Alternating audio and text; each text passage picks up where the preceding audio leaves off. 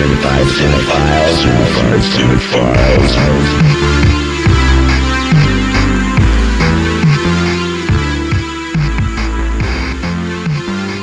Dunk on them. Swish. Movie time with the movie boys. Swish. What's up? It's movie time with the movie boys, and we have quite the week for you. But before we get started, how are you doing, Pat? I'm doing really well, except I got scraped up. My nose is all scraped up, but Oh yeah, what happened? I fell off of one of those Lime scooters, and Yeah. I'm lucky to have my teeth. Did you sign a liability? Did you sign a liability waiver? To ride it? Yeah. I don't know. Probably you would have to, right? 'Cause- To sign up for the Well, app. Frank Azar, the strong arm. Oh, Yeah, Frank Azar, he's taken a hard left turn into scooter lawsuits. is that true? So, hey, you should contact the strong arm. Yeah, haven't you seen the commercials? Damn, I've been offline. You should. Is he paying us for that? We shouldn't give him a free plug. The strong arm. Oh shit! But I don't know. Maybe you show him this episode, and he gets you in there. That'd be cool. He gives us that'd be cool. I would totally love to be sponsored by the strong arm. He's part of He's a Colorado legend. I mean, yeah. If Frank Azar and Dylan Doug they were in a situation where they had to fight, and whoever wins the fight gets to dominate the other one and fuck them. Yeah. You know, one of those type situations. Who do you think would win? Damn. Who would dom and end up being top? Jeez, this is tough. I think I'm gonna have to go with Azar. I'm gonna have to go with the strong arm. If we throw Jake Jabs in there too, then I don't know. I might have to go with Jake. Jake Jabs is on another planet, that's for sure. He knows how to speak to animals. I think Jake Jabs takes them all. Yeah. Yeah, and then Shane and Company guy. Yeah, Shane Co. He's just taking it. He's oiled up already. He's already there. He loves it. He's the type of guy that wears a condom to dinner. He's a bottom. He's such a total bottom energy coming from the Shane Company. The Shane Co. All right. So this week we have an absolute Hollywood marvel of a movie that I feel like so many people haven't had the chance to watch. I'm agreeing with you. I'm nodding my head. It is titled and sorry to interrupt you there, but it's titled The Incredible Genie.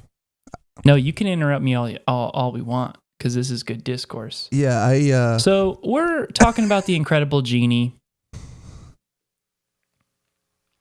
We're just talking about The Incredible Genie. Pat, what were your first thoughts? We know it's a masterpiece. What were your first thoughts with this? My first thoughts were, besides it being a masterpiece, my first thought was I loved the lead character. I thought that I can't believe I went and looked at the actor who played Simon. I can't think of the actor's name off the top of my head. I just Matt Carobo. Oh, yes. Matt K.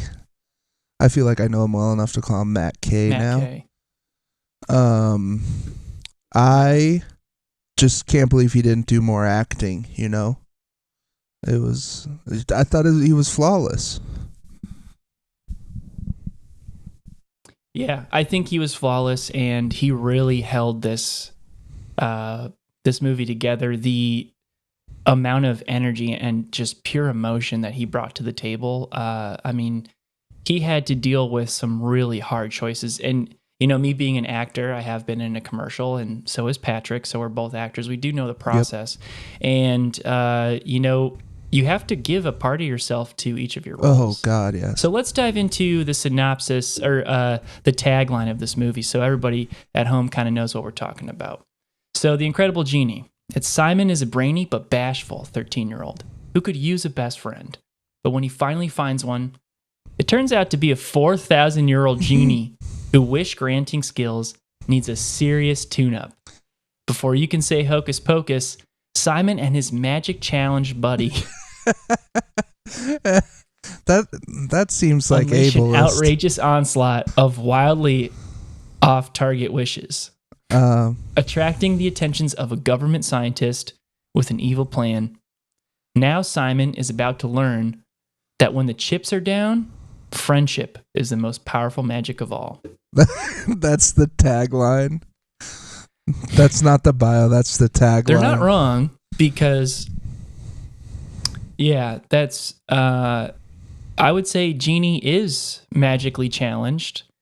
And that's kind of what brings a lot of beauty to this piece. Yeah, overall is that I don't know if you would argue with me on this, Bill, but I think that the genie in this movie gives the Robin Williams genie a run for his money for best Hollywood genie.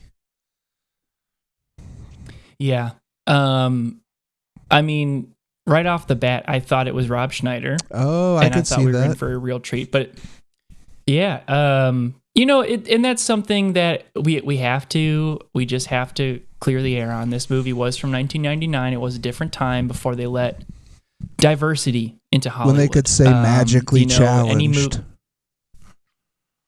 Yeah, where they can say magically challenged. And there's a lot of themes throughout this movie that are very white. So this actor, I mean, holy smokes, what he brings to the table is just absolutely incredible. His accents are hilarious. I love when he does his Irish accent, and then he goes into scenes. Arabic. Yep. Yeah. And then he goes into New Yorker accent. And you know what I love about him is that I think when you're given the role of Genie, you know, the bar is so set with the 1994 Robin Williams. Yeah. And, you know, Robin Williams, the way he talks is going into the characters, going into sketches. Mm-hmm. This Genie let the voices fall on him. And so, you know, without any sort of, it feels to me like the director just let him perform.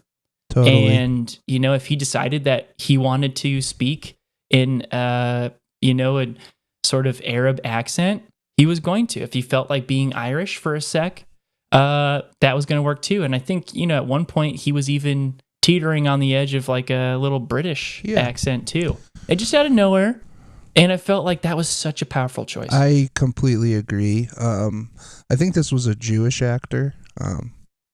He nailed it. He killed it. Do you think that that he was he in a little bit of brown face? Did they like brown him up for this? I thought that was such a risky but brave choice. I think it paid off. I think that at the time they really, you know, their hands were tied with this choice, and you know, I took it as them. You know, he's been stuck in this lamp. He counted 2001 years next Thursday. Mm-hmm. And he was just dirty from being in the lamp. Right. Yeah, it was dust. Maybe that was just some lamp grease. Yeah, I forget how that they put on him. I forget how greasy the lamp is in this one. It's a pretty greasy lamp. Yeah, it's super dusty, and you know, Simon being the genius he is. Well, let's get into the plot. Let's run through it a little bit. Let's get there. Yeah. So we open this movie on the archaeologist find of the century. We are introduced to Doppler, our archaeologist scientist, and his assistant in the deepest reaches of Egypt, where there is an enormous pyramid and nobody around.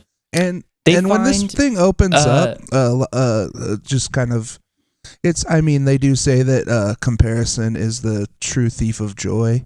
It's hard not to compare things. In another 90s movie in the same vein, The Mummy with Brendan Fraser, when this thing opens up, I'm thinking The Mummy. You know, I'm like, wow, how did I not hear about this movie? Yes. How did I not hear about this movie? Yeah. How did I not hear about this movie? And it was breathtaking. I love the opening of this movie. Breathtaking. I think it was breathtaking. Yeah. we're talking incredible special effects of the time. Oh, can I jump ahead? So pop off. Pop ahead. Yeah. No. So I will wait. It's coming up. I think I know where you're going, and I absolutely agree. It's coming up. So our friend Doppler, the archaeologist, he has some amazing technology. He has goggles that are not only night vision, but they actually read auras and modify body biofields. Yeah. This is technology not known to human existence even to this day. Think about if this the is absolutely Ghostbusters, future shit. Think about if the Ghostbusters were Mummy Busters. This is kind of the tech he's working with. It's tight. It's absolutely amazing, and I, for one, I definitely know I would donate to a Kickstarter on that for sure. To bring that, absolutely, to bring the technology to life, or for like a Mummy Busters show. Yeah. Forget lightsabers. Forget Star Trek. Beam me up. Forget teleportation. I want these modified biofields goggles. Yeah, and so he finds almost immediately, right? He finds this freaking treasure. Yep, and. Guess what? This lamp is radiating an aura bright pink. Bright pink. I was freaking out. Yeah, it gets really tense. And I will say, fair warning to anybody watching this, if you scare easy, this movie's probably just not for you. I mean, there's a lot of really tense moments, but also the scares in this. I know that kind of the journey that I've gone on with scary movies, I would not have been able to watch this, just 2 years ago. Yeah. I would have not been able to watch this because it does have some serious scares. I've tried to get Will to watch. I mean, last time when I visited you in LA, I applauded you because you were like, let's watch a scary movie. And that just, I was like, whoa. We saw the Batman. Yeah. Which, this new Batman, awesome movie. But everyone knows it's awesome. But it's very scary too. It's dark. It's gritty. You're getting me off track, though. You know me. You know me. Oh my God, the Riddler. The Riddler is so scary. And you know me though. I could talk B-Man all day. Yeah, you're a B freak for sure. I'm a DC guy. Yeah, I'm a DC guy. You know, and I'm a Marvel queen. You're a Marvel queen. Opposites attract. Yeah, I'm a Marvel queen. Yeah, you're over there. Opposites attract. The marvelous Mrs. Maisel. Yep. That's your you're over there with Aquaman and Darth Vader and marvelous Mrs. Maisel. I'm over here with Stewie Griffin, Batman. Don't even get me started on Family Guy. If I had to live in a world without Family Guy, I would rather not live. That is, to put it plain and simply, and you know this about me because of my serious addiction to Family Guy. For all those out there, I actually cannot go to sleep. You're a season 4 guy? Watching Family Guy. You're a season 4 guy? I do love season 4. But I could put on everything, and I do have them all memorized. I can say any line of any show. Yeah. So, but back to this movie. So we're talking tense. We're talking scary. He finds this lamp. I don't even think I gotta make my point though. Bright pink. Oh yeah. What was your point? I'm sorry. I can't remember, but who is your favorite Family Guy character? Oh God. This does depend on the day. It really does. You kind of look at you when you flip the calendar to the next month, you kind of week by week set up this is going to be a Meg day and this is going to be a Joe day. Yeah, it really is just how I'm feeling. But things haven't been going so well with the church recently. Oh? So I am feeling a little bit like Cleveland. So did you think about what I told you after last episode? No, they don't They got a, and I'm not going to say that this is necessarily the reason, but, in my reading just last week, I, shared my financial situation with them that I'm in. What is it? You told me, but Thetons. Yeah, you got it. Shared with them my financial situation. I was just being honest. I have a gambling addiction. I am in massive credit card debt. Yeah. And they ghosted me. And I just felt like I had a community, and I felt like it was ripped away from me. Wow. I'm kind of relieved. A lot of people don't get out of the church of Scientology that easily, so I'm kind of relieved for you. Well, I think a lot of people don't want to leave. Yeah, I think a lot of people want to stay. They find their chosen family, and God, it was so good for the. Are you okay? For the couple of times. I mean, I'm gonna be okay. If COVID's taught us anything, it's that we can persevere and that there is worse situations out there. Okay. And, just I feel a little bit, deceived. No, well, you got me, and you can always, if you need a place to stay, you can always move back to Colorado and stay with me. But we can cut this part out for sure. We don't have to talk about this on pod. I wrote down the minute. No, it's okay. You want to keep it in? No, it's fine. Yeah, you can keep it in. It's okay. This is just part of it. Our emotions are what bring us to film. Okay. Our story is what we extract from the film. What a good way to bring it. But I'm watching you. What a great way. I'm in awe. Like, I should have just let you go, but to bring it back around the film, that was great. Sorry, continue. But what are you today? Like a quagmire? How are you feeling today? I'm a Cleveland. I'm like I can tell you without a shadow of a doubt that I'm a Cleveland. That was my next guess.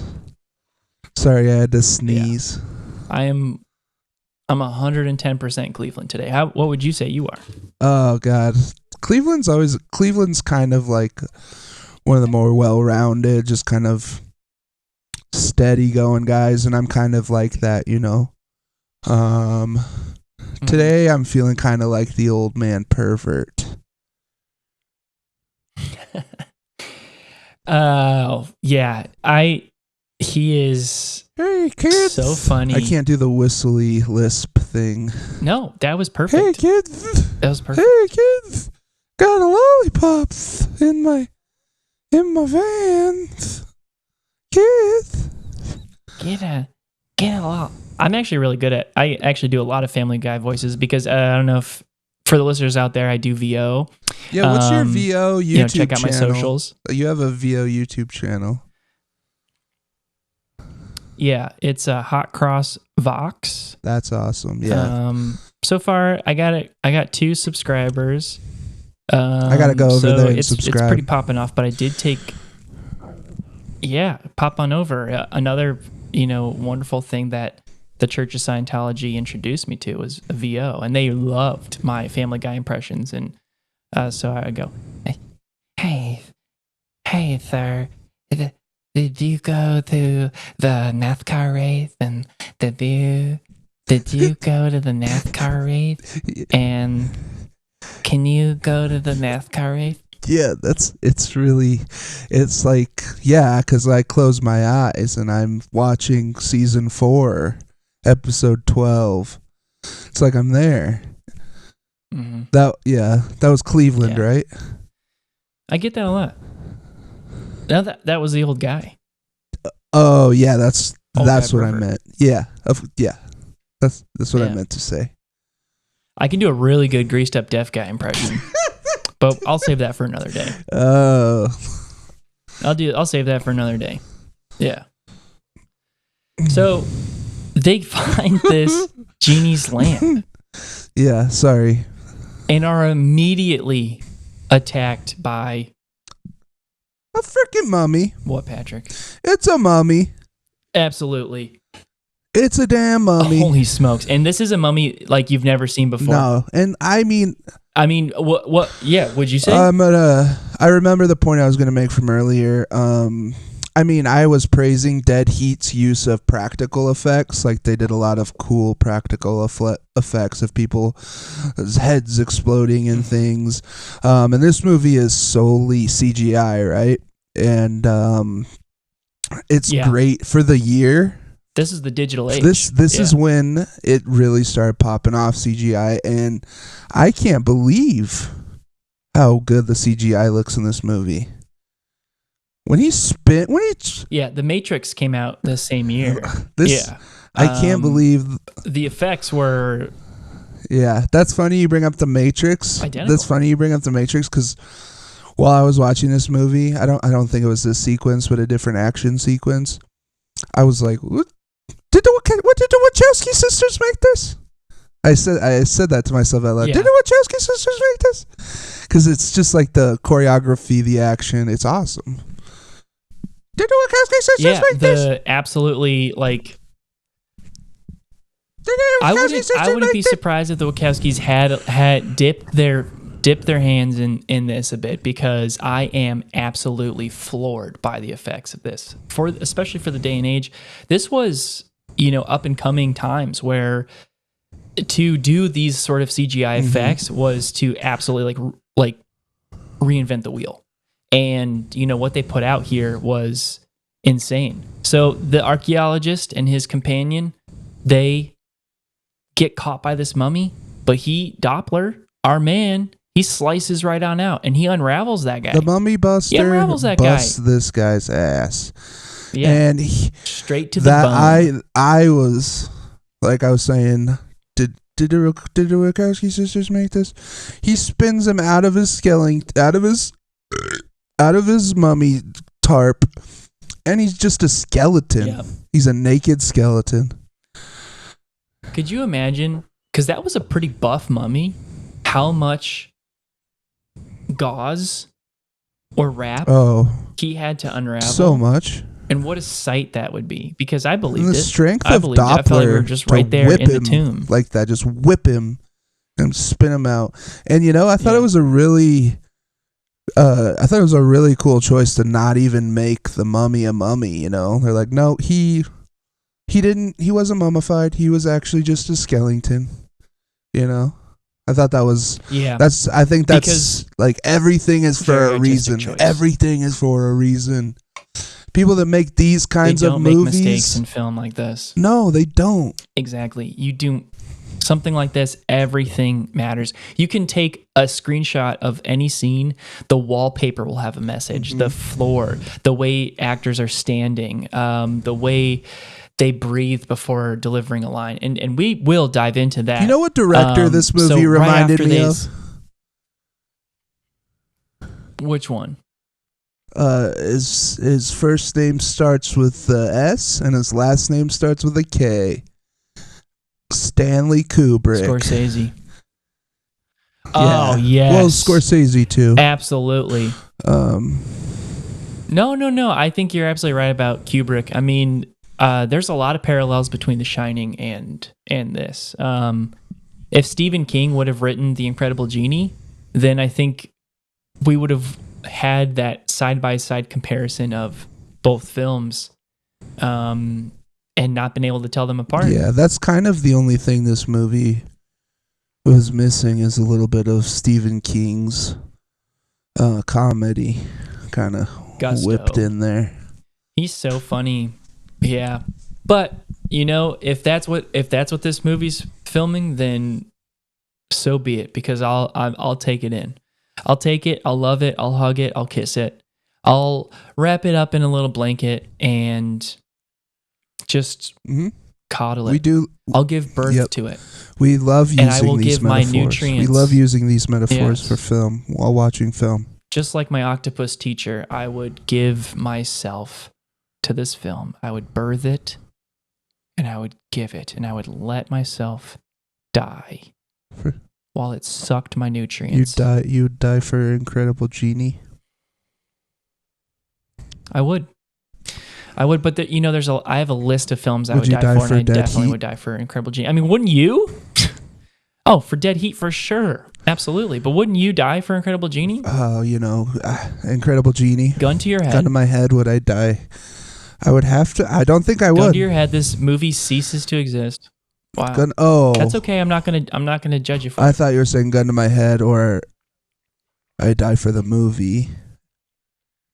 And I would have to say no. I'm not gonna die for the movie. Gun to my head. See, asking you, this is exactly what I was thinking. I forget that you trained in the Navy SEALs. No, we can't talk. We can't. That's why asking you gun to head. Will. Remember what I said. We can't talk about that.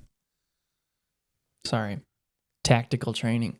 Okay, sorry for bringing up that. There's just some listeners that I don't want. What you said's fine, but just don't go any further into it. I'm afraid we have a couple listeners that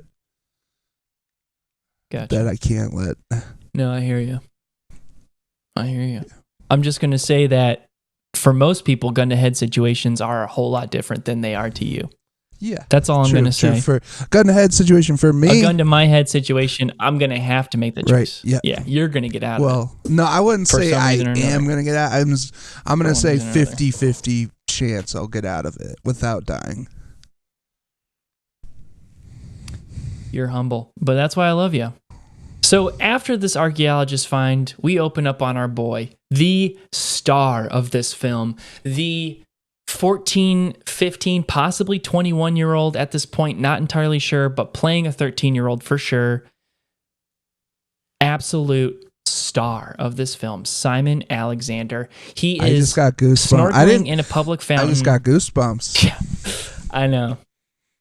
He's snorkeling in a fountain. He's digging up Simon, coins. You want to come over here? I got some coins for you. Speaking of chills, that gave me chills because that was so good. That felt good. That was so good. Hey, you want to go to NASCAR? You want to go to this NASCAR race with me? You want to go to this NASCAR? Oh, yeah, absolutely. Pedophile? I love NASCAR. My favorite racer is Jeff Gordon. Yeah, Jeff Gordon is my favorite. My favorite race right there. Yeah. So yeah, that's my impression of that. That was Cleveland. So this cop busts his ass. Right? But I feel like this is the perfect introduction to who Simon is. He is accosted by this police officer about stealing a bunch of coins, snorkeling around a public fountain, and he's got an answer to everything.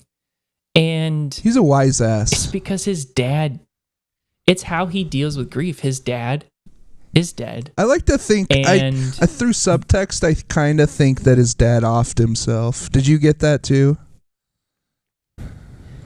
Unfortunately, I absolutely agree with you. I mean, I don't want that to be the case. I don't want Simon to have to deal with that. Of course. Grief of not only a death of your father, but the suicide of your father. That holds so much more weight. I do think it's subtext that Simon did also find him. Simon was the one that found him. What?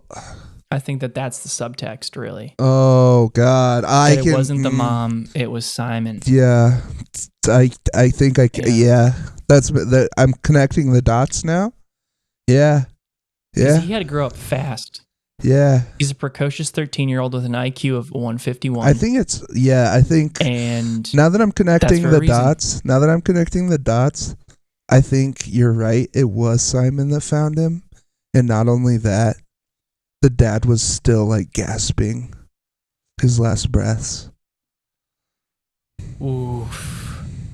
Oh boy. That's kind of what I got from the skeleton at the beginning. Wow. Great imagery for who we were about to introduce. So dense. Can you believe of the mummy? Can you believe exposing the bones?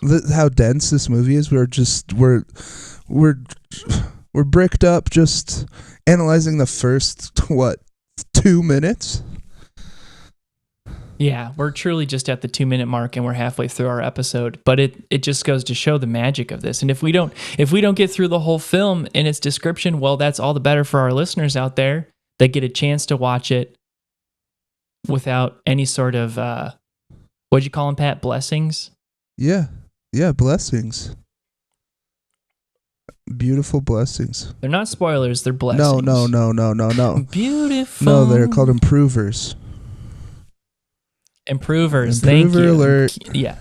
That's my, yeah. Improver alert. And, sorry, I was in space. I was. But yeah. I think this movie. We should go a little long on this one. Are you okay with that? Yeah, that's fine with me. Because we do have to dive deep.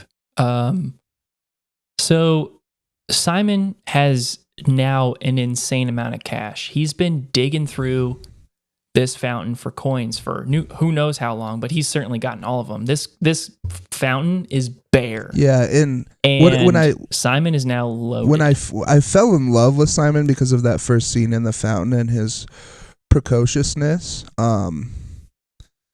But then I fell deeply in love with him when I came to find out why he was collecting all of that change, and why was he collecting all that change? He was collecting all of that change to go to school the next day. Uh-huh. And at the lunch counter where they serve ice cream at the school, because this is pre-Columbine, so that makes sense. Pre-Columbine, pre-9. And way pre-9. And I mean, the movie was shot and written before Columbine, so that makes complete sense for honestly a lot of this movie. Mm-hmm. But he buys an entire barrel of chocolate ice cream. Yeah, and this was another moment. He sets it on the table. He makes an announcement. Sorry to interrupt you again. Oh, yeah. I was crying. No, it's fine. I cried when this happened because he's so vulnerable in this and film. Kids are so stinky. Like, it's so mean. Kids are so mean. He's trying to be so nice to these stinky little kids. Because they're scared. They're scared. They're scared to love. They're scared to love. And this was another scene where I said to myself, did the Wachowski sisters make this? Because only them could convey such strong emotion like this. It's crazy how many parallels this movie has with The Matrix. But yeah, none of these kids want to get their free ice cream on with Simey. And no, they actually blatantly ignore him. They don't even acknowledge his existence. He shouts. It's masked. He calls people out by name. Yeah. He has a barrel of ice cream on the table by himself, and not a single person looks over to even notice him. Yeah. Oh. I love his confidence. I could cry right now. I'm saddened, but I'm also inspired by his confidence, because I mean, to do something like buy that much ice cream for your school and then none of your classmates are so repelled by you that they won't even take free ice cream from you, and have the confidence to not look inward and think, oh, why do people think what's wrong with me, to just stay steadfast in it's not me, it's them. I think that just really shows the spirit of this movie, honestly. Did that make sense? Yeah. Did that make sense? Absolutely. Yes. It's absolute. I couldn't have said it better. I really couldn't have, because the tenacity. And I honestly pray that every child, and I know this isn't the case, but when faced with a dark past that happened not too long ago. Yep. He literally not even that could just destroy a person. I think through the 2.5 years prior, just walking on his naked dad hanging from the ceiling fan, taking his last breaths. And to already be thinking of your classmates. Are you tearing up? He just wants a friend. I know, is my voice shaking? I can see it in your eyes. Yeah. He just wants a friend. But he's willing to take those risks. I would be in the corner. I would be throwing poop on the wall. I would not be able to be a citizen, let alone a 13-year-old kid. Middle school, the hardest years of our lives. The best years for me personally, shout out to Marissa Sider and her 13th birthday party. Shout out to my buddy Nick Guarino for really, he would have all these boner tricks at parties. What's a boner trick? Shout out to velour sweatsuits. He would put like bowls and stuff on his dick in like his like board shorts. Bowls? And then he would like flip things over. Board shorts, like swim trunks, but they're board shorts. And he'd have this massive boner and he'd flip stuff over with it. And I learned a lot of tricks from him. And I had a velour sweatsuit, which shout out Fila. For us, by and us. I could just take, I could take the suit and I could put it over my body and it would show like a moose knuckle, which I thought was funny, but it obviously did something to a lot of the girls because I had a lot of girlfriends that year. The relationships would last about a full week and then I would probably get dumped, but I definitely had the most attention, both male and female. Yeah, because I've ever had in my life in middle you're school. You're rocking a dangler. You've had a dangler your whole life. Sorry for doxing your penis size. It's a fine dox because it is what it is. And I was fortunate in middle school to be packing adult heat and your penis didn't care if whether it was pre-Columbine or post-Columbine. You were packing adult heat every day at school. Yeah. I mean, honestly, if you really think about puberty and me and the timeline of everything, it all hit me post 9/11. And 9/11 was 6th grade for me. I remember the day. I remember when it happened. And my reading teacher at the time, she loved the Got Milk commercials. Oh, who didn't? And advertisements in magazines. And she would take every single one she found and rip it out and put it on the wall. And I just remember looking at the TV and then looking at the Got Milk things. Yep. And so now every time I see a Got Milk thing, I just automatically think of the Twin Towers. And the reverse is true too. Like when you see someone jumping out of a building, you're like, I could go for some milk. Yeah. And so we have poor Simon here getting completely ignored. And so luckily the lunch lady allows for a refund because honestly, I was like, no, of course she's not going to give you a refund. Why would she give you a refund? You just bought ice cream, you put your 13-year-old hands all over this jar. Melted probably. But she's so nice. And this is kind of where I got a little pissed off at Simon. Like, you don't have any friends? Look behind you, Look behind you. The nice lunch lady's always following you around. Look behind you. She is watching out for Simon. She understands that he's a savant, that he is truly something special. Watching your hands in the boys' bathroom. Look in the mirror. She's there. She's there. She's helping you out, Simon. So, lo and behold, the whole reason why Simon put together this whole plan of getting ice cream for everybody, it's his 13th birthday. It's his 13th birthday. And he's back at home. His mom is with his almost stepdad. It looks to be the introduction of Josh, our, sort of sporty, douchey sort of character. But Josh does something nice. He hires a magician for Simon for his birthday. Yep. Guess who this magician is, Pat? It's Doppler. It's Doppler, our archaeologist who was fired from his scientist job. He's kind of a doofus. At this... Yeah, he is. He's a klutz. He's such a klutz. He's kind of like a but Mr. He still has a great He's kind of mind. like a Mr. Bean type character. It's like if like Kevin Spacey's character from A Beautiful Mind and Mr. Bean combined with Brendan Fraser You mean, and Bill Murray from Ghostbusters. K-Pac? Are you talking about Kevin Spacey from K-Pac? Beautiful Mind. Or K-Pax. That's Russell Crowe. K-Pax. Beautiful Mind's So Russell Crowe. Kevin Spacey in Beautiful Mind? I don't know. Hey, we're certified cinephiles. We know. That movie already and if has. we don't know, it that doesn't movie matter. is beloved already. We don't need to talk. Yeah. We don't need We to don't even know need to about that one. cover it. If you guys are yelling at me for not knowing who's in A Beautiful Mind, They're going to be going off in the comments. Oh, they're going off. I can see them in the comments. They're going off. You see this, Pat? They're shooting down. Hey, if you're just in here to hate, get the heck out of here. If you're just in here to hate, get the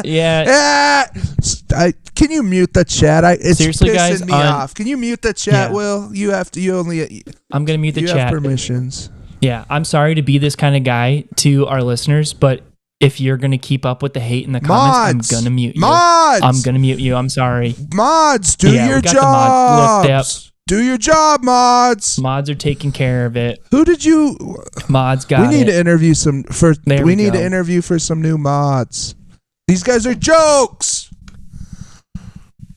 They're taking care of it. Did you pay? Okay. Did you pay the mods? Thank you. Did you pay the mods? Yeah, our sponsors paid the mods, and we'll get to our sponsor here in just a bit. Thank you, mods. And again, if we see any sort of hate speech, any ignorance, anything uncalled for in the chat, you will be banned. Yep.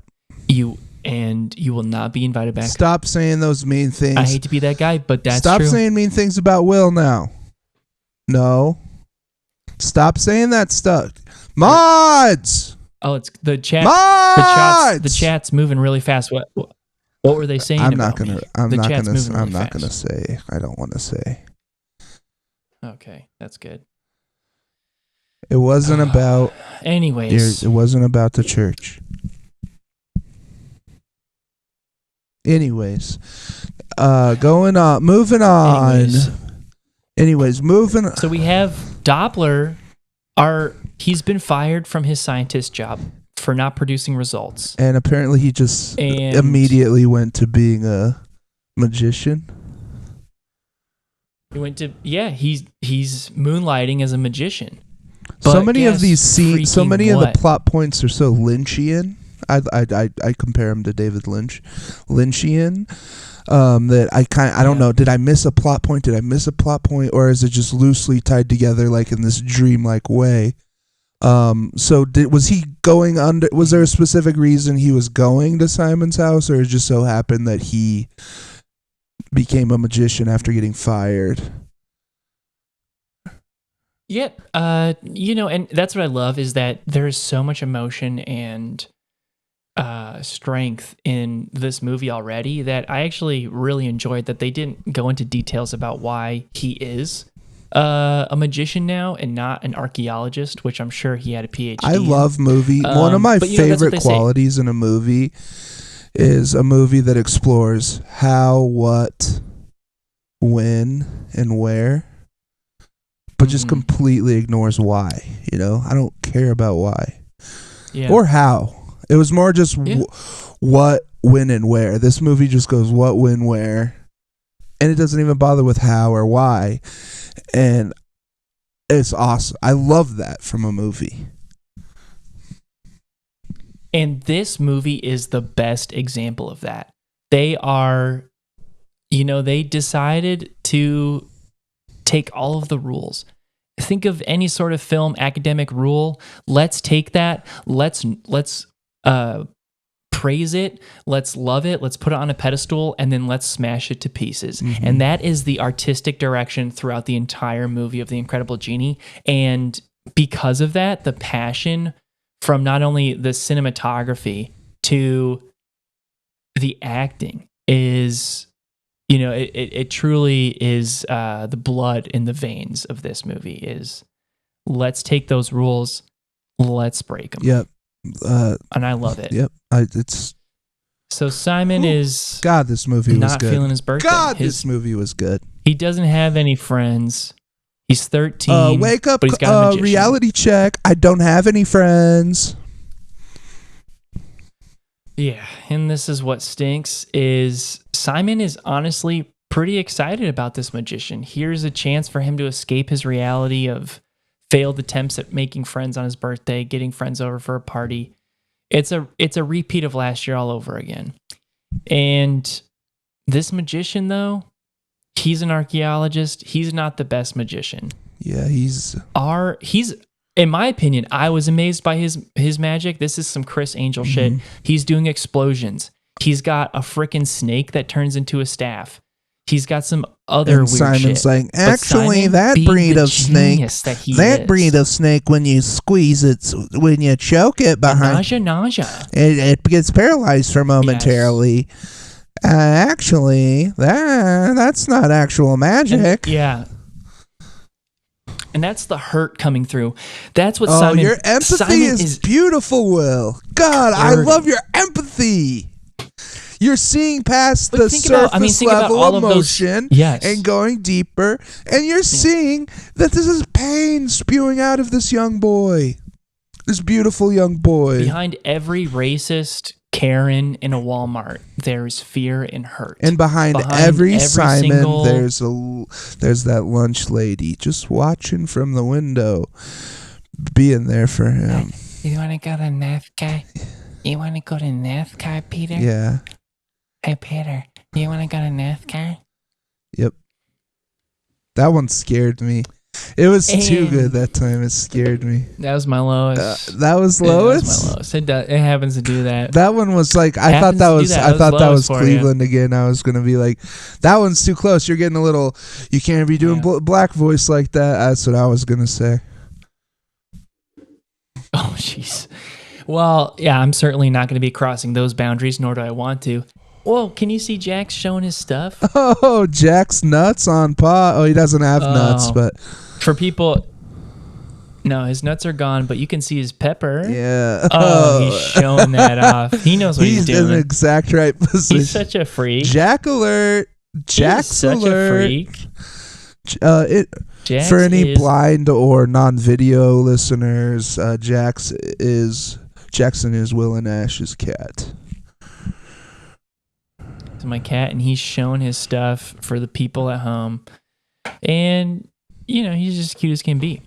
So we go, this magician is so shamed by Simon. Simon is letting him have it, saying Simon is throwing verbal darts at this man. He's absolutely destroying him. I mean, he's turning this guy to mud, and the magician runs away. He runs away so quick that he leaves behind a freaking magic lamp that he somehow never rubbed. And so it begins. He never rubbed that lamp. He didn't rub because he's a scientist. That's pure evidence. He did have it in his bag, but he never rubbed it. Yes, that's true. You can't. I'm foolish for not thinking that you gotta package it up. You don't want to contaminate it. So now Simon finds this relic. He's in such a bad mood anyways. And Doppler, our archaeologist magician, he's gone. So Simon, being the freaking whiz he starts deciphering the lamp. He thinks it's Romanian. He's not quite sure it's too dirty, so he rubs it for a clear picture. Intro, our friend, the Incredible Genie. Absolutely insane. I mean, here he is in the flesh, but of course Simon, being the practical guy that he is, doesn't believe it for a second. I must be in a deep level of RAM. He literally calls it out. I must be in a deep level of RAM. Yeah, or in a traumatic response to handling the grief of his father. That was the first thing he calls out. I mean, I must have had. He knows. I must have had too much MSG from the Chinese food, and I'm hallucinating. He literally says that. Yeah, That was pretty funny because I'm allergic to MSG, and I've never hallucinated on MSG, but I have shit my pants in a Toys R Us. And then my brother drove me home How in old the were Chevy you? Tahoe with leather seats, and then How old? I don't know how old I was. I think you do. I don't know. You do. How old were you? No, I remember it pretty clearly. Not too long ago, but I was probably like 29. How old are you now? 31. Why were you in a Toys R Us with your brother? I was looking at Marvel Legends toys. What ones? Age of Apocalypse, Cyclops, and Wolverine. Did you buy one? No, they didn't have them in stock. It was actually, and the bathroom was closed, so I just had an attack. So I can't have MSG, but certainly have not hallucinated. But it's, you know what? It's fine. It's fine. It's fine. I own my past. That's what it is. It's of the past. That's why I love you. Eat things with MSG anymore. That's why I love you too. And that's where certified cinephiles.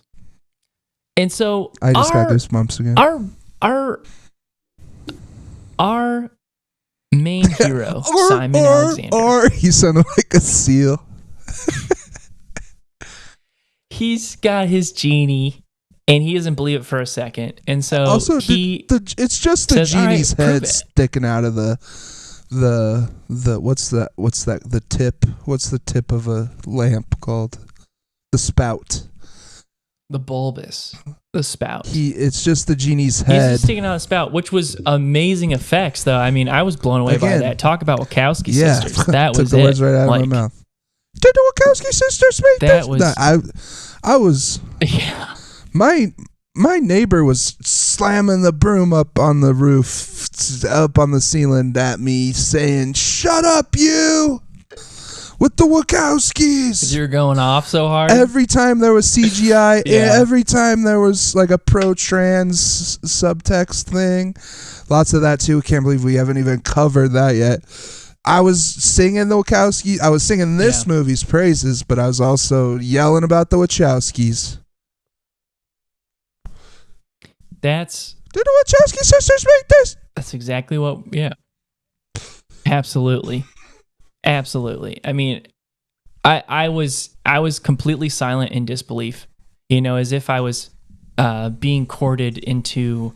You said a big fly flew in your mouth because you had your mouth open the whole time. Was that this movie? Yeah. A fly. That was this movie. And the fly's still in there. Okay. Still in there, living its life. Cool. So we finally get Simon, and I think this really was a choice from the actor himself, or maybe the director. But they sat on this disbelief. I mean, all Simon had to do was say a wish to see if this genie was real. But Simon is so used to being disappointed. Time and time again, his hopes are crushed. Why would he give another chance to a genie to ask a wish? Yeah. So finally, this genie who is magically challenged is prying with our buddy Simon, saying, "Just ask me a wish, and I'll give you as many wishes as you want. This isn't a 3 rule." Yeah, he's like, "We had to one up the tooth fairy. You get infinite wishes." Yeah. And Simon lets him have it. Simon says, "I want to be filthy rich." Well, the genie's magically challenged, and there's also like some filthy rich is looking a lot like there's a lot of dog poo. That I almost I almost threw up. Yeah, talk about disgusting. And this wasn't CGI. This was the real deal. They covered that stuff in shit. This wasn't CGI. This was practical effects. And I went, I'm going to spew. You were gagging. You were gagging. Yeah. I know I was. I was gagging. Yeah. But you were gagging because you had a big fly in your mouth. I was gagging because of the filth on the walls in Simon's room. and on the floors. Yeah, and Simon, he's had an exhausting day. He could just wish for it to be clean. But when he does, he just gets a shovel. That was fucked up. He puts down the shovel and says, yeah, I think that was kind of a dig. But, this genie's just now. Was that unintended? Was that unintended pun? Hey, no comment. Oh my God. That's going to keep me up tonight. That's going to keep me up tonight. You sold it. You just said it without any. That's right. Was that intentional or not? All right. If I got to admit, it was not intentional. Oh my God! That's one of the best. Wow. It wasn't intentional, and but I think my mind just I'm just awkward like that. So you're so I random. think my humor is just awkward like that. Yeah, you're so random. Yeah, I'm random like that. You're a mod. I'm random like that. Are you still a mod on r/random? Yeah, I'm on a mod on a couple new Reddits. What other Reddits are you a mod on? Well, we want to keep it PG, but so we won't name some of them, but well, just say them and I'll beep them out. Our glory hole, our sweepstakes sex. What's that? Sweepstakes What's sex? sweepstakes sex? It's for people that are into sweepstakes. It's not sexual. No, it is. Have you ever been dommed by a person that's into sweepstakes? Like they just are generally into sweepstakes. It's the sex really doesn't have anything. Yeah. There's nothing. They're into sweepstakes. So there's nothing sweepstakes centric about the sex at all. It's just the person is generally into sweepstakes. Into sweepstakes, yeah. Well, if you're into sweepstakes, I can't imagine that has that sub. You fill out that form for free scooter, and then you go home and fuck. I can't imagine that subreddit has that many members. You'd be surprised. We're about 14 strong at this point. So sweepstakes sex. Yeah. And glory so hole. Kind of the community. Oh, I'm sorry. So I'll have to cut that out because you don't want that public. I'll cut it out. I was just curious. Yeah. For all podcast purposes, I am not an R sweepstakes sex mod. Yeah. Well, just stop talking about it. So it's just more work. The more you keep bringing up sweeps, I said it again. Okay, never mind. Just okay. So back to the movie. Can we move on to another scene? This one's making me. Okay, thank you. The room's clean. But this is it. So Simon, in the morning, says, "Okay, I guess you are the real deal." Then, now with a fresh mind, Genie, make me king. And the whole house turns into a freaking castle. Yep. Holy smokes. And they're like, wow. And of course, Simon freaks out. Yeah, I can't wait to see my kingdom. Where are we? Scotland? Yeah. And so he just gets out of there. He goes to school. He's got his genie packed away in his purse. And yeah, Simon is a they-them twink. They do acknowledge that he is a they-them twink. And I think there is some undertones of him. That he's a twink. He's kind of flirting with transitioning too, I think, is just kind of the vibe I got. That is an interesting approach. It's definitely a vibe for sure. I would say, he does call himself a twink. Mm-hmm. And all the power to him. If you know that already. But hey, was that ever an insult? Was that ever used as an insult out? Because he says it alongside a bunch of other pejorative terms for like twerp and other. Yeah, I don't think so. I think twink is a badge of honor for the people that consider themselves twinks. Right, but in the context of this movie, it didn't seem like he was using it in that context.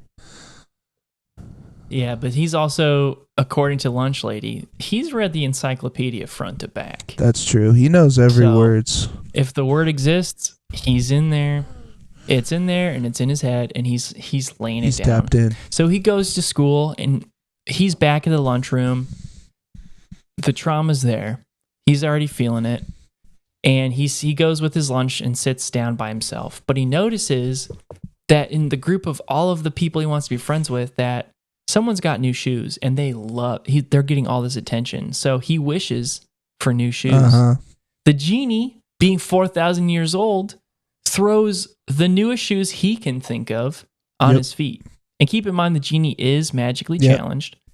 These shoes are like Aladdin slippers. You know, there's got to be a better term for it, but that's what they are. Yeah. And Simon is so embarrassed. But at the same time, archaeologist, then magician, Doppler, who is now the janitor of the school. That's my Doppler sound. Doppler pulls out a camcorder and records it. Yep. So then now Simon slips on his shoes and he gets all his attention from Aladdin all shoes. the kids. And he wishes that they could turn back time. But then what happens is the whole reality remains the same, but Simon's actions then reverse. So now something really freaky is going on. And again, if you are, scared easily, this is not the movie for you. Yeah. But this was pretty haunting. This is something I didn't know we were going to have to worry about this early on in the podcast, but I was worried about you with, like, once we saw a scary movie. I didn't know it'd be the second movie in. But yeah, I'm glad that you've kind of worked up. Yeah. You've gotten a tolerance for horror movies well, this is such a genre bender, right? This is really that's what makes it just like scarier, right? Yeah, is it's like sometimes it's a horror movie. It's got beautiful comedic moments. Sometimes it's a mind what's the one with the mind a mind freak. It's a mind bending freak. Yeah, and sometimes it's a comedy. Sometimes it's a baby movie. Sometimes it's like Twin Peaks. Sometimes. Yeah. I mean, talk about Lynchian. This is really where it gets wild. Absolutely Lynchian. Simon is so distraught. He hasn't really been able to get. He's just tried a couple times, but he's used to failure. He's used to being told no. He's used to being disappointed. My wishes never come true. His only option. Yeah, his wishes never come true, and so at this point, he's fed up. And he wishes the genie would just go back home.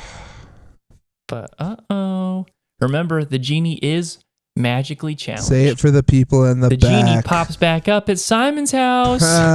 He takes everything so damn literally, and he's ancient. He doesn't understand modern colloquialism. Simon, I thought you were smart. Yeah. Simon has the brains of somebody in Mensa, but the emotional intelligence of somebody in Mensa. Not so much there, Yeah, of somebody in Mensa, for sure. And so, of course, what does this genie get into? He's got so many hijinks, and this is truly the comedic, after such a scary moment, this is the comedic relief that, as an audience, palate cleanser. We so desperately need. Cleanser. I mean, it's a palate cleanser that gets us settled down and prepared for what's about to happen next. The video footage from Doppler. Mm-hmm. Where does it go, Pat? Why don't you tell us where it goes? It falls into the hands of the evil madman scientist Pharaoh. Yep. His name's Pharaoh. And I don't really understand what his deal is. Well, the character, because I feel like this is a really great example of the actor seeing the script and really making it his own. Mm-hmm. Because with every line delivered, I felt like Pharaoh was, and this is what the actor was bringing, was that, Pharaoh's very confused about his choices. Yeah. Sentences that are, that would normally be statements by most other people were questions. And can I say the grimacing look on his face? It was a combination of being very scared by this character and just being the horror scenes being so scary, and me liking this movie so much.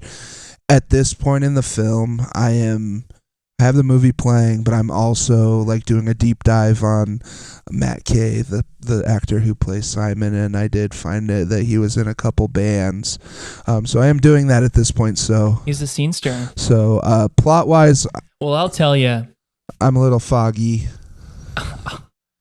That, you know what? That's okay, because that information is absolutely priceless. And I'll tell you, Pharaoh, our mad scientist, he's looking for the next weapon for the United States, but on a supernatural front. So we're not talking guns. We're talking, he's got mentalists in there. He's got psychics. He's got people with all sorts of powers in there that are failing. He's debunking all of them except for this magical lamp. Yep. Now he knows where the genie is. But I knew all that. Him to get there. I knew all. The castle. I did know all this. Yeah, and so but I was looking now at the government and the news band. is surrounding his home. Yeah. Red Light Sky. Red Light Sky was his newer Red Light band. Sky, so good. That song actually was good, wasn't it? It was so punk rock. It was really good. The other band kind of dressed like Panic at the Disco. What was the other one called? Yeah, they're going Program for the Dead. Yeah, this kid grew up to be in a couple bands called Program the Dead and Red Light Sky. Not bad. He was the lead singer. He's charming.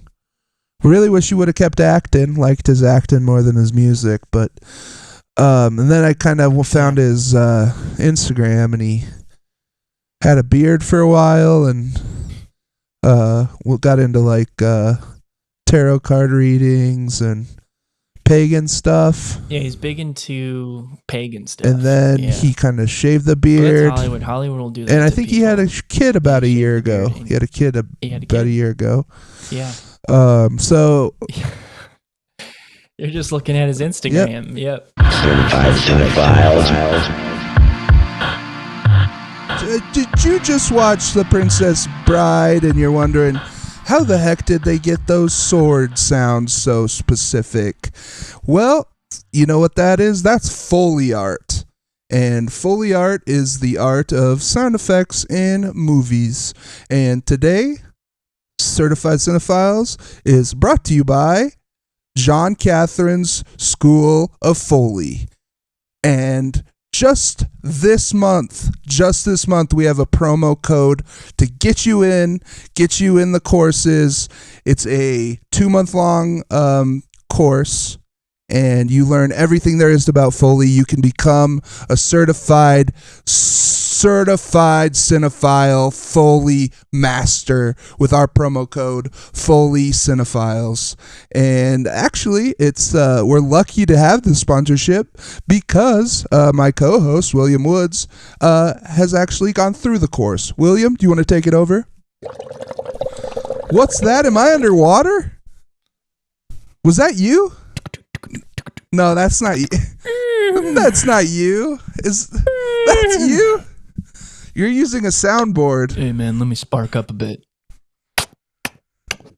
Oh, my God. He's not smoking a cigarette. Hey, Isaac. What? Hey, you're supposed to be cutting my son's hair, and you're smoking crack cocaine? There's no one.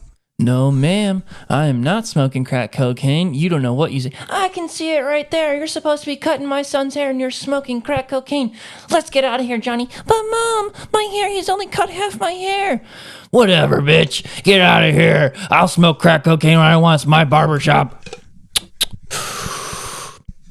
Wow. That was just Will.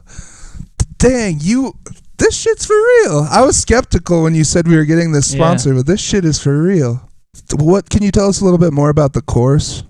It's sliding scale. So whatever kind of economic situation you are in right now, John Catherine, who runs this school, he's been teaching it for about 60 years. You've seen his work on things like Baby's Day Out, Baby Geniuses, Pee-wee's Baby Geniuses 1 and 2, and Pee-wee's Playhouse. These are all just some small things that he's done compared to his like truly prolific catalog. But John Catherine believes that everybody is an artist at heart, no matter where you're from. And what your economic background. Some of us, can afford to pay for the class in full. Some of us, you pay in full, but it is pay what you can model. That's awesome. All that John Catherine does ask is that you commit your time and you put 100% of yourself into it. Classes are 5 days a week. It really isn't intensive. How long are classes They're each 5 day? days a week. They are 8 hours Oh, long. you really from have 5 to p.m. to they start at 5 p.m. They start at 5 p.m. and they go into midnight. Wow. Yeah. Wow, that's intensive, but But you will come out of it. I mean, you heard what I just brought to the table, and I just had my graduation show. And, I was at it. I will say that everyone, all of your classmates were obviously super talented too, but you killed it. Mm-hmm. And I just want to kind of get this straight. He started his own Foley style, the Catherine model. Like a lot of other Foley artists will use like props, like they'll break a stick of celery to make bones break soundings, but the John Catherine style, it's all vocal. It's all vocal. Yeah, 100%. Vocal. That's amazing. Yeah. So can't recommend it enough. And on that Is he note, the one that back got to you the into show. Scientology?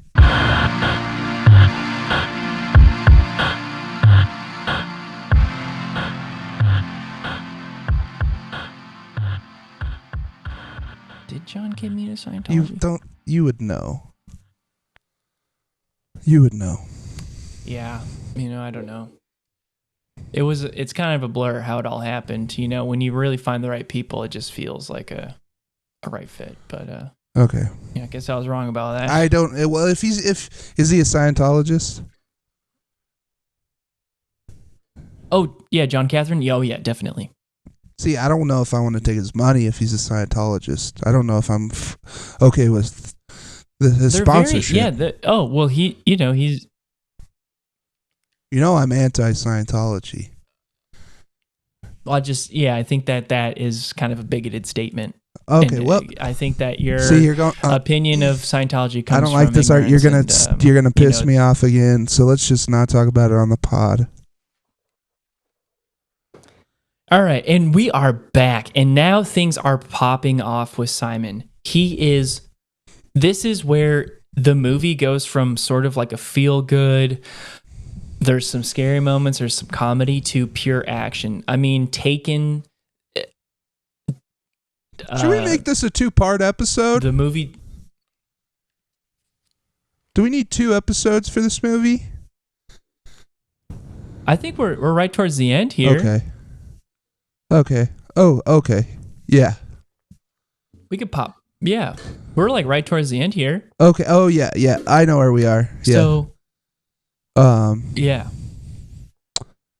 So we're back. I wish Red Light Sky would was on tour. Yeah, they're no longer a band because our boy Matt Kay, he's doing other things. He's got a baby. Shout out to Matt Kay for having a baby. Matt Kay. He cleans house. That's what it is. He has a holistic house cleaning service now. And that's awesome. So they don't just clean a house, they like also sage it, put in the right incense. They get rid of the demons, all that stuff, which is so cool. That sort of stuff is it's perfect for I mean, it's awesome. It's awesome that we need more of that. Well, yeah, I feel like it's just something that people haven't tapped into, and him and his wife, I think they had a really good experience with the paganism, and they're just bringing it to our everyday cleaning services. It seems like a passion project too. It's not like for profit. Yeah, which I is agree. really cool. But that's who Matt Kay is. Yeah. You know, he Oh, really is totally. the type that would. You can see it in his He's acting only, if in this money's movie. involved, it's only passion. Of course. It Yeah, seems like so- he kind of just has been like a jack of all trades, master of none, you know, like kind of has just It's true. never popped off at any one thing. He's a true artist. He's really a true Renaissance artist. man. And Renaissance man. Speaking he's of a Renaissance, the castle. They're in the castle. so they're in the castle, and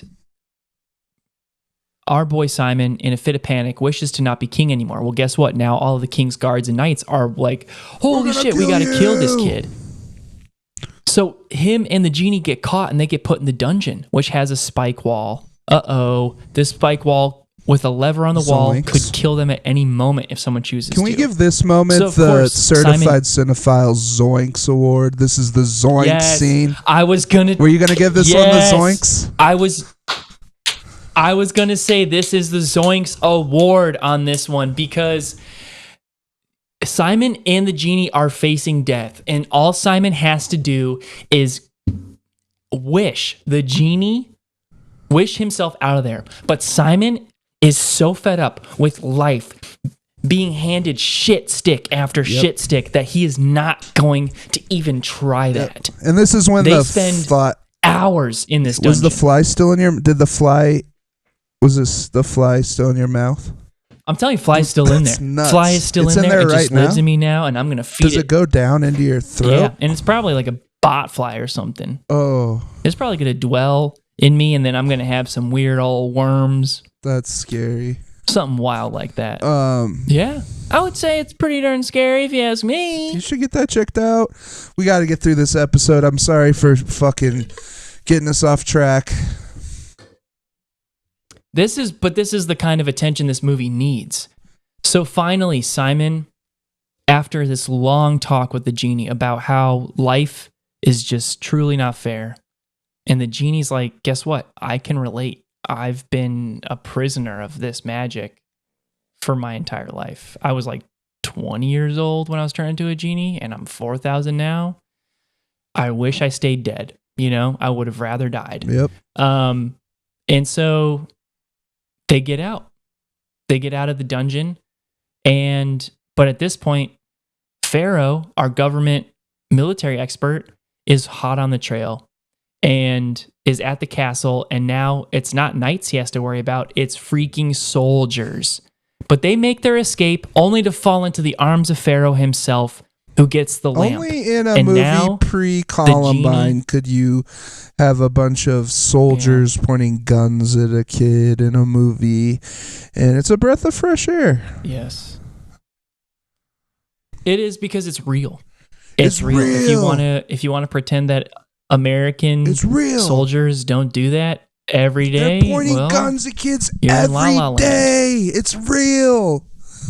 Yeah. Sorry for getting too real It's on our true. pod, but we are anti. Yeah, I know we don't like to get We're I know we don't like to get political, anti-guns. but I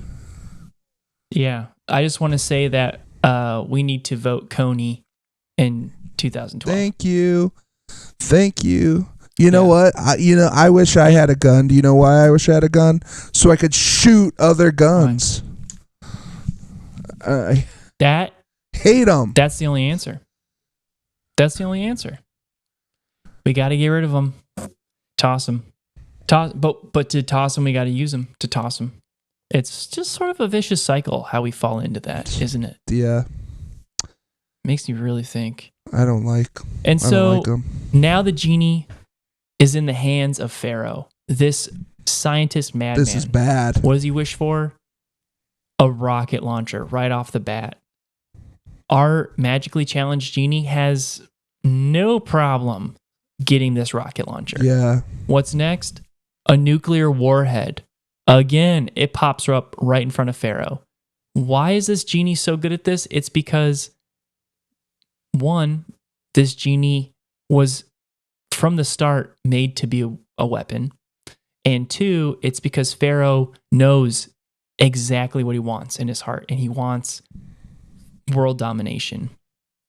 But you know what his downfall is? What's his downfall? He wishes for a giant snake, but in the middle of wishing for it, he also wishes for a giant scorpion. And our magically challenged genie pulls the trick of a century. And I felt like this was the most amazing part. So if Zoinks Award was going to the emotional reveal in the dungeon, I'm going to say that this is a certified cinephile banger. Banger award? Certified cinephile banger of the episode. Banger scene of the And- episode with the snake scorpion. This is going to be the banger scene of the episode. Our genie turns Pharaoh into a snake scorpion, who is absolutely terrifying. Again, I've said it before. I will warn you again. I will warn you thrice. If you are scared easily, do not watch this movie. Do not watch But it. this snake scorpion is chasing them down to high heaven, and it is absolutely terrifying until he corners our boy Simon at the dungeon. And Simon swoops around and completely tricks this old pervert and gets him in the dungeon, hits the lever, and that wall of spikes. That wall of spikes absolutely decimates Pharaoh.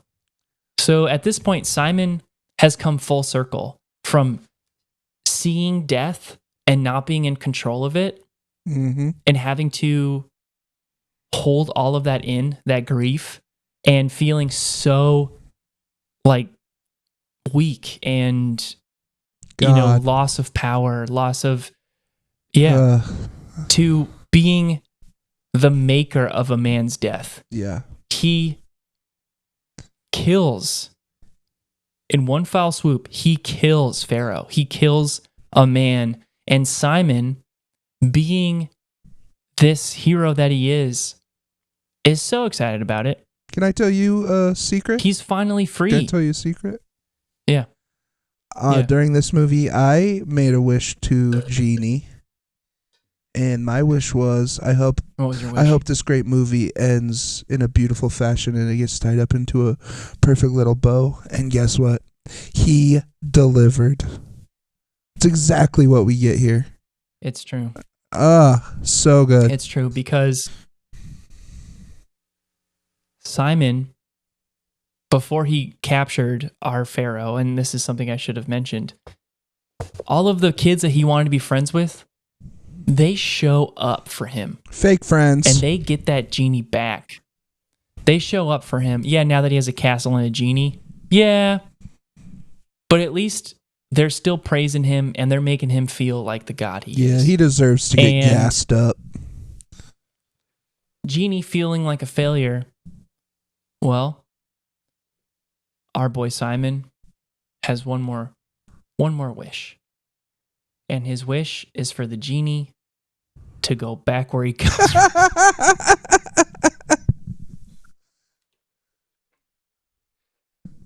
Which is the best way, because he can't just wish him to be free or to not be a genie anymore or to die. He just wished him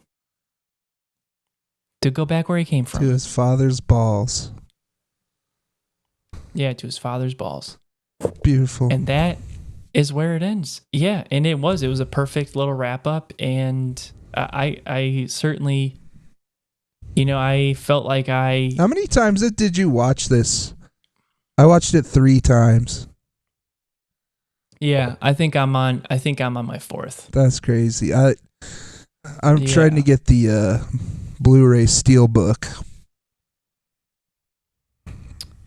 Yeah, there is a Criterion collection for the Incredible Genie, Yeah, which the I do highly Criterion recommend. Blu-ray. The director's commentary is amazing. And it's if you no, are it's so not the lucky to have a Blu-ray player- Wachowskis. It's not. But yeah, absolutely. So for my certified cinephile, I'm going to go ahead and give this movie a 10 out of 10. What's your rating, Woo. Pat? I am going to give it a 10 out of 10 as well, because gun to my head, would I die for this movie? 50-50 chance I'm not dying. Yeah. Which are all the odds that, I could ever hope for. Yeah, let's be honest, you're not getting out of that situation alive.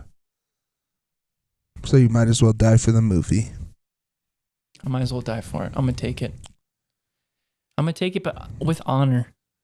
I'm going to take it with honor. How much is John Catherine paying us for the ad read? Oh, we'll go over that after the pod. All I right, stopped recording. Everybody, tune in. I stopped recording. You can. Well, yeah, it is sliding scale and stuff, so he's not like in it for the money and everything. So it's not necessarily. Isn't he rich? That he's paying in money. Wait, we're not getting paid? Well, John Catherine's not paying in money, but he's paying in, classes and stuff. So yeah, like you can get a class.